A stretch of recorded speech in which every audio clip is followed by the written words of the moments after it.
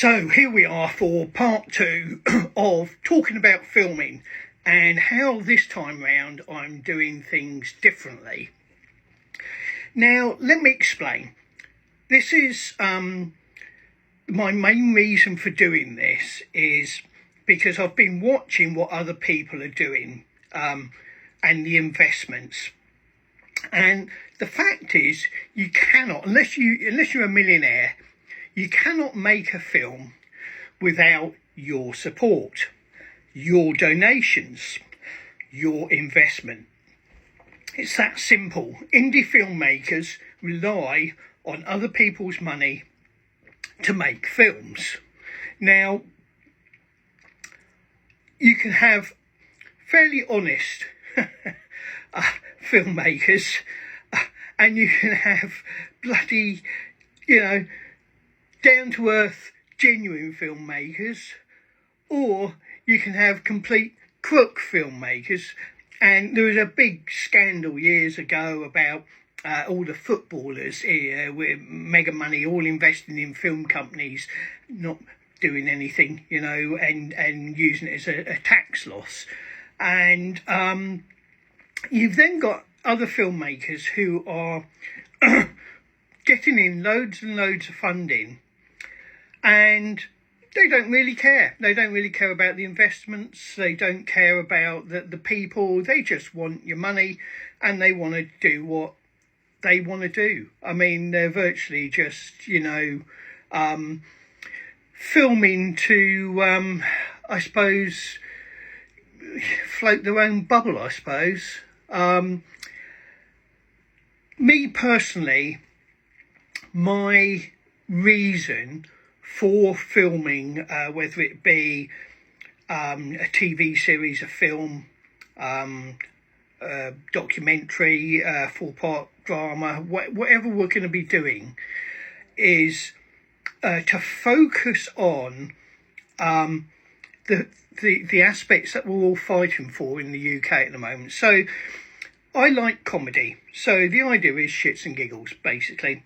I love all the old school filming, the tongue-in-cheek stuff. So you like the carry-on films, the Norman Wisdoms, your likes of your, Freddie Starr and all this tongue-in-cheek stuff that was happening that now everybody's shitting themselves over.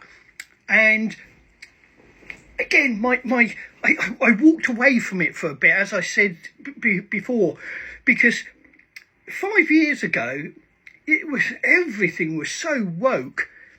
You really could not make a film without people ripping it apart, basically, just for the sake of, wanting to rip it apart. They just want to be horrible people. They're keyboard bloody warriors who, just want to literally have a go at people for no reason at all, really. Now, in the last 5 years, there's been a shift. There's stuff coming out now on the telly that actually popped on a light bulb. Not that light bulb, but it popped on a light bulb in my head, and I thought, wow, there's a change here going on. Now, the two main series we can point this out on is, one is Landman. If you haven't watched Landman, watch it. And you just think to yourself, wow. I mean, they're saying what they want. There's nudity in it. There's tongue-in-cheek humour. It is just brilliant. I really love Landman. And I think, yes, finally, old school filming coming back. The other one more recently is Rivals. Have you watched Rivals? And again, no holds barred. It's brilliant. It's like a breath of fresh air to watch. And it's actually sort of got me excited about filming again. So I've looked into what's going on, and I'm watching these investors. Oh, I've just made my film, 700,000, 800,000. Oh, I got investment for 1.5 million, and 3 years later, it's still not made a penny. It's gone worldwide. It's been on the telly. It's been, you know, worldwide on all the channels, YouTube, everything. It's brought in some money. But it's never paid back the investors. And you just think to yourself, do you know, there's something, something really wrong there. And I do a lot of work down at Orchard Lee at Frome in Somerset, and Orchard Lee is a filming location. They get lots of different film production companies coming in and filming there. One of the things they filmed there was an episode or a scene for Rivals. And it was so interesting to see the wasted money, huge amounts of wasted money. And so that sort of tick boxes for me, and I'm thinking, it's put the old alert things going, and I'm thinking, wow. Now, we made The Magpie. I mean, I've done two films, basically. I did a teaser called Tim Trapped in Me. It was known as This Is Me for a while, but it actually came out as Tim Trapped in Me. Now, that cost me that cost me around 15,000 in total, which is crazy because it's 4.5 minutes. 4.5 minutes long, 15,000. The better one that we learned from again, and I'm going to be mumbling around here and crisscrossing as things come into my head to explain and talk about. Now, the Malcolm and the Magpies is a feature film, a complete feature film, an hour long, and yes, it's very, very, very low budget. Very low budget.